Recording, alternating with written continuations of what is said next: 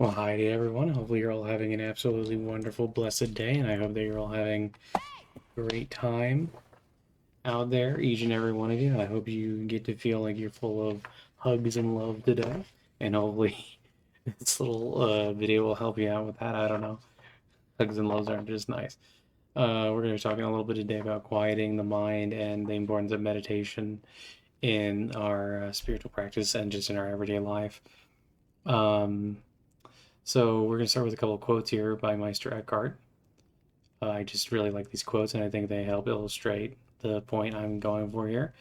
The most powerful prayer, one well nigh omnipotent, and the worthiest work of all, is the outcome of a quiet mind. The quieter it is, the more powerful, the worthier, the deeper, and the more telling and more perfect the prayer is. To quiet the mind, all things are possible. To the quiet mind, all things are possible. What is the quiet mind? A quiet mind is one which nothing weighs on, nothing worries, which, free from ties and from all self-seeking, is wholly merged into the will of God and dead to its own. And another quote from Meister Eckhart here: there is a huge silence inside each of us that beckons us into itself, and the recovery of our own silence can begin to teach us the language of heaven.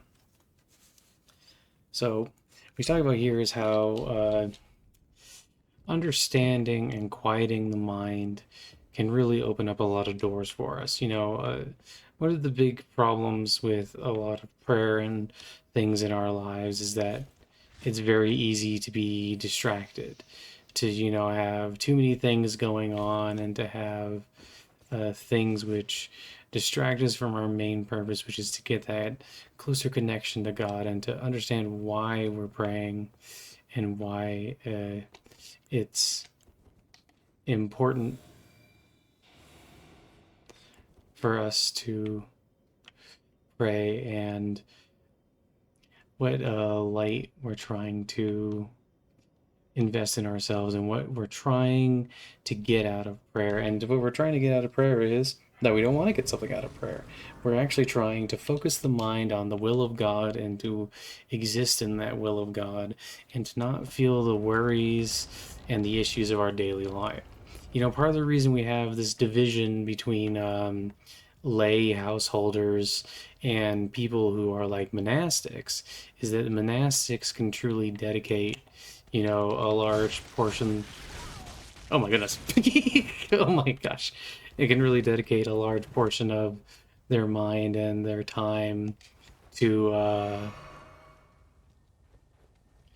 getting into that quiet state of mind. They can spend a lot of time meditating. And that's not to say that if you're a layperson, who has a regular life, that you can't spend time meditating and there aren't, you know, uh, benefits to meditation. Meditation has benefits to anybody, even if they're not, on a spiritual path.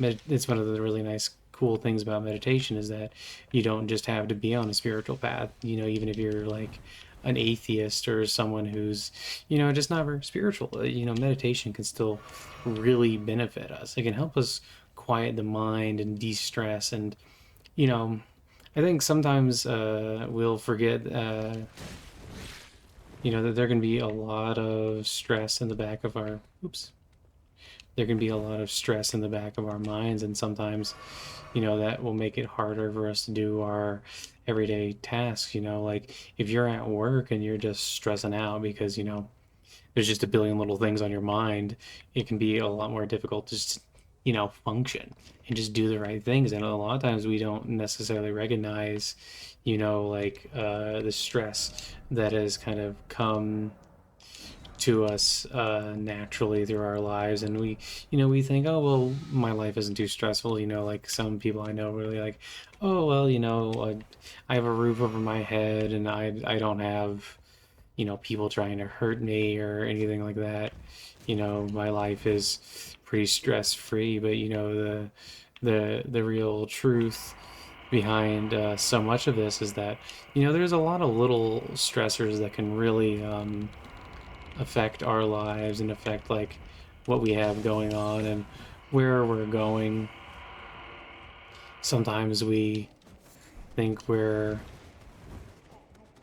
perfectly healthy and safe, and therefore what do we really have to be stressed about? But all kinds of things can be stressful. Sometimes, just dealing with people that you're not really very fond of can give us quite a bit of stress. Or other times, it can just be something as simple as, you know, I know that before I got more into meditation, something that always bugged me is if I had something I needed to do later on, even if it was like a very stress-free thing, and it wasn't something that I really had to worry about, being like, oh my goodness, if I don't do this, I'm gonna like lose my job or something silly, or anything like that, but it could still bother me just because it was, so something that like my brain would think about ahead of time, and I would get stressed out about it because like really planning out moves and stuff like that. But by quieting the mind, by really taking the time to uh,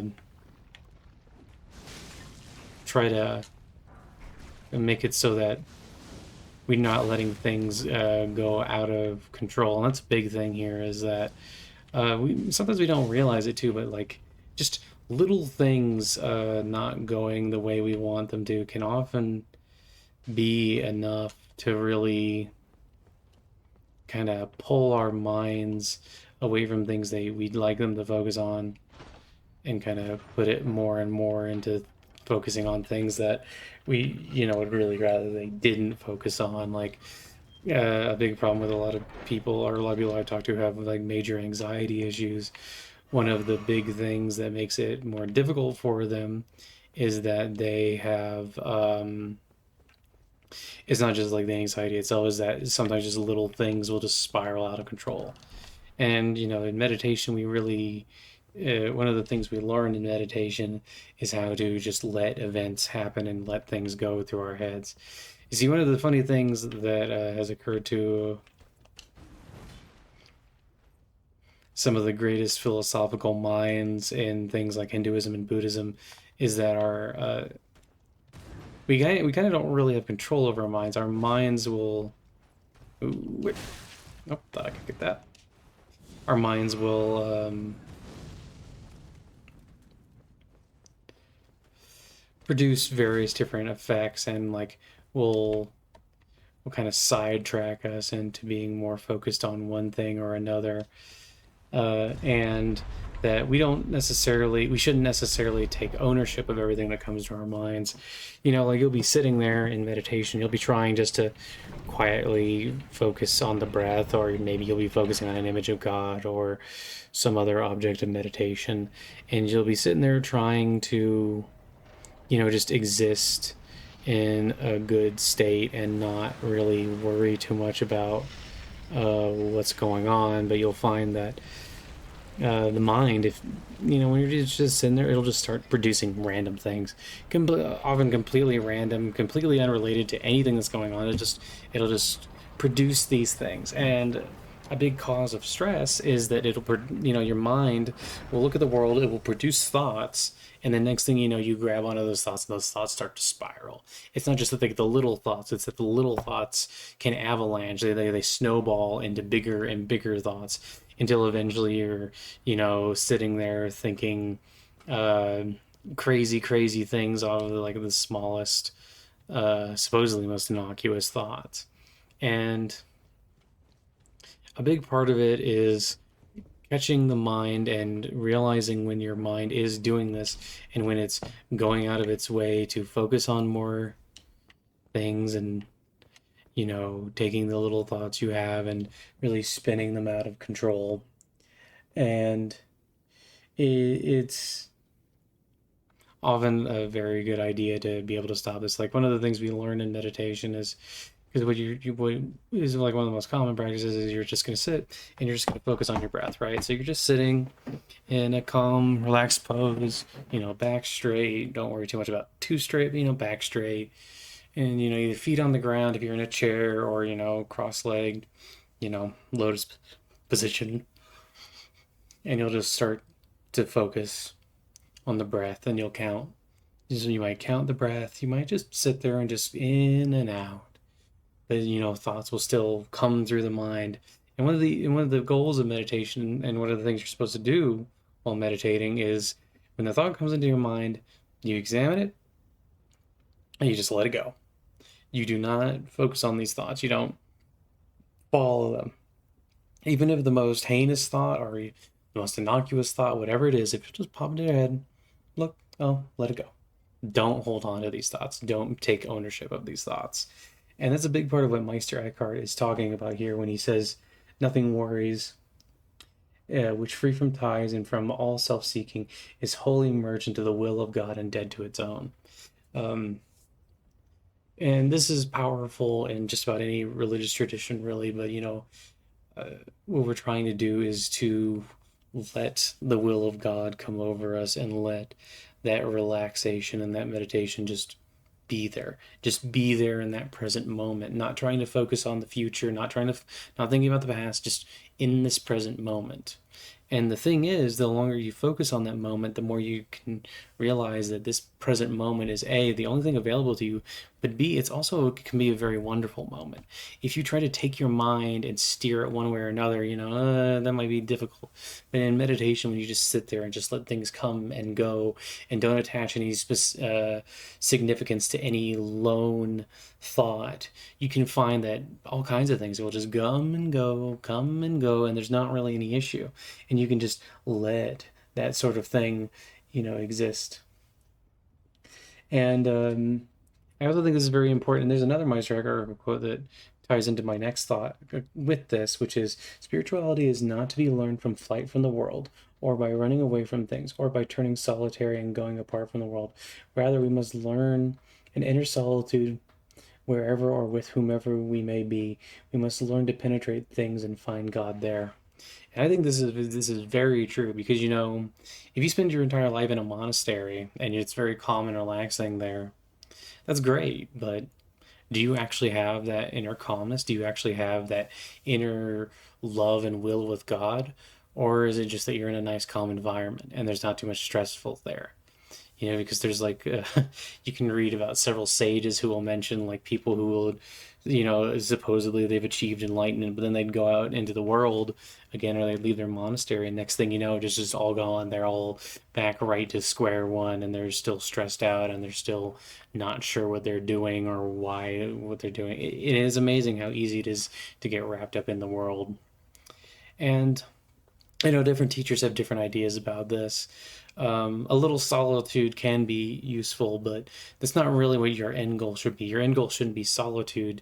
Your end goal should be to have that peace and that will and that love of God, and see and penetrate and see God in all things wherever you go.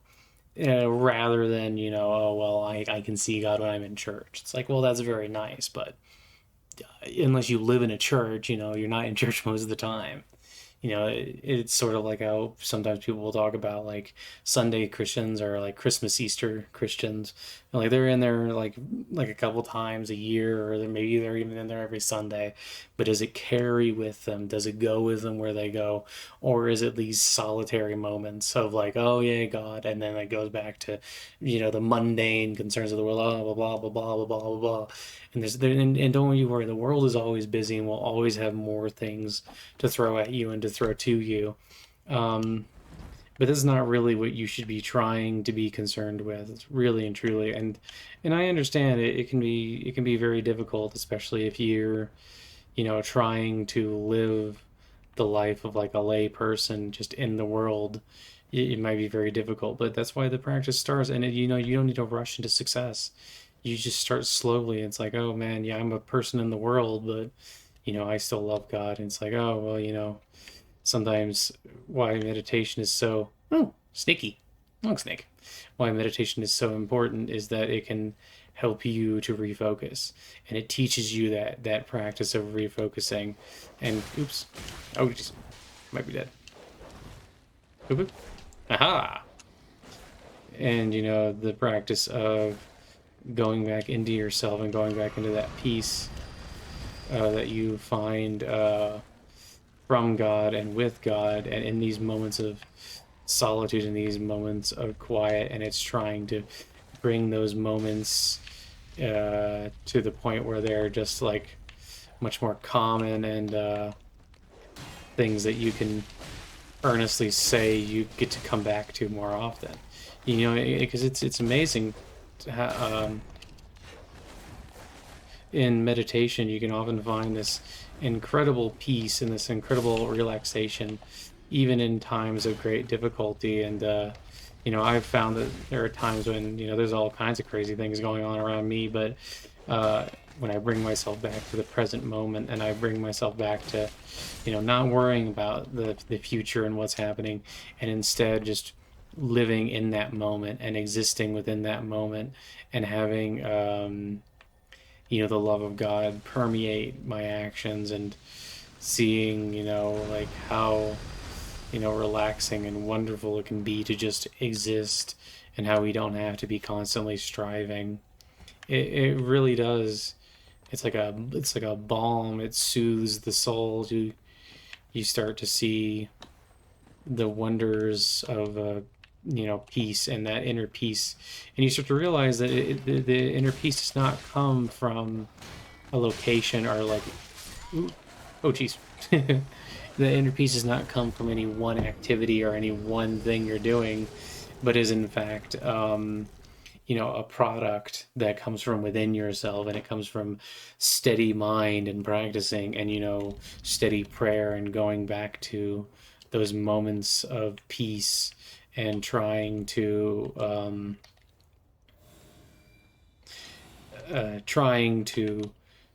get that quiet, and realizing that the quiet comes from within you, and that this peace, the peace that comes from God, also comes from inside of yourself, and that you don't have to be doing something special. Oh geez. You don't have to be doing something special to have those moments of peace.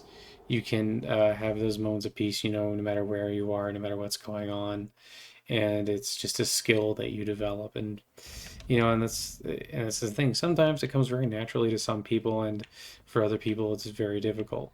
But I would advise, if you just want a simple practice to start with, just try to pay attention to your mind, and pay attention to your breath. Pay attention to what's going through your mind, and just acknowledge it, but then just let it go. Don't sit there and focus on it. Don't sit there and think, oh, that's a rotten thought, or oh, that's a great thought. Just let them go. And that doesn't mean that you have to let every single thought that ever comes through your head go. And if you have something that you think is a legitimate good idea, you can think about it. But try, as you're going through the day, to just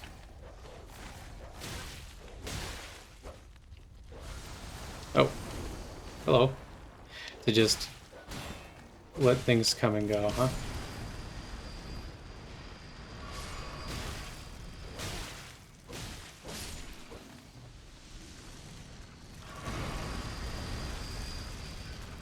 Okay, that worked in my favor. And just let all this stuff because that's another thing, is like, especially in the modern world, but this has been something that people have noticed, throughout various different times and places. There's always distractions. There's always stuff that can you know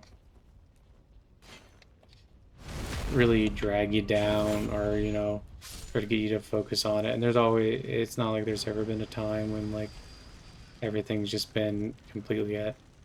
Why can I not pick this up? Oh, okay. Ouchie. But by training ourselves to accept what's going on in the present moment, we can find that there's a great deal of inner strength within us that we can. Oh, hello.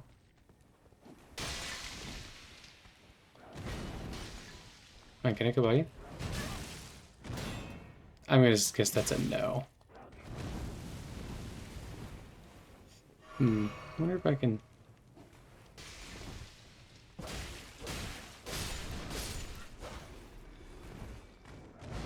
That